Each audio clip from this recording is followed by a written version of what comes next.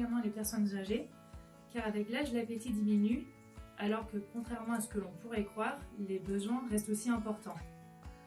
Cette perte d'appétit, elle est provoquée par plusieurs événements. Tout d'abord, avec le vieillissement, le goût et l'odorat peuvent s'altérer, ce qui du coup diminue le plaisir de manger et par conséquent la réduction des apports alimentaires. Il y a aussi d'autres problématiques. On va trouver par exemple avec l'âge des problèmes bucco-dentaires, tels qu'une difficulté à mastiquer, à déglutir et à saliver, ce qui peut entraîner du coup des carences et notamment en protéines. De plus, certaines pathologies du vieillissement entraînent des troubles cognitifs qui du coup vont évidemment rendre compliqué la préparation des repas et la consommation des repas. Autre chose, un isolement social et une perte d'autonomie avec du coup un manque d'aide de l'entourage pour l'organisation des courses et la préparation des repas vont aussi forcément être facteurs de dénutrition.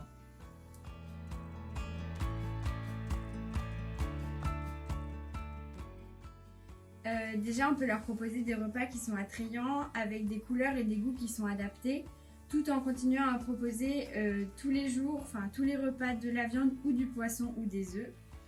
Il y a l'enrichissement des repas qui rentre aussi en compte par l'ajout de matières grasses et ou de protéines, que ce soit par du jambon, des œufs, des produits laitiers, qui permettent d'avoir des repas avec un apport nutritionnel plus important sans forcément augmenter le volume du plat.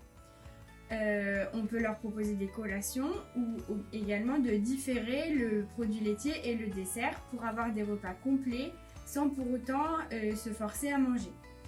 S'ils sont prescrits, il est très important de leur proposer les compléments nutritionnels oraux, les présenter et de respecter ceux qui ont été mis sur la prescription médicale.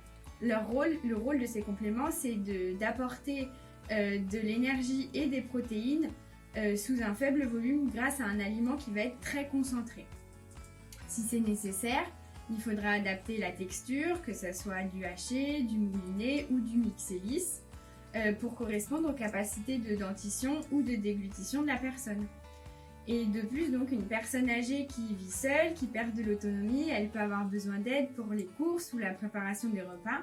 Si son entourage ne peut pas s'en charger, il y a des aides à domicile qui existent et ou des prestataires qui peuvent venir pour aider à la préparation des repas ou faire un portage de repas à domicile.